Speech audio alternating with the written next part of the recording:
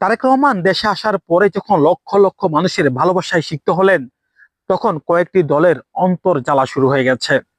তারা তাদের ভোট বাহিনীর মাধ্যমে তারেক রহমানের বিরুদ্ধে বিভিন্ন সমালোচনায় মেতে উঠেছেন।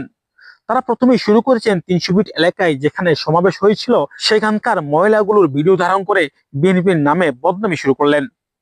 যখন তারা ঘুম থেকে উঠে দেখলেন বিএনপির নেতৃত্বে ৩০০ ফুট একদম পরিষ্কার হয়ে গেছে, তখন তারা সমালোচনায় মেতে উঠলেন। তারেক রহমান যে তার মায়ের সাথে দেখা করেছে, তার ভিডিও আপলোড হলো না কেন, এটি নিয়ে সমালোচনা শুরু করেছেন। যখন ভোট বাহিনীর কোনো সমালোচনায় কাজে আসছে না, তখন তারা এবার নতুন সমালোচনায় মেতেছেন।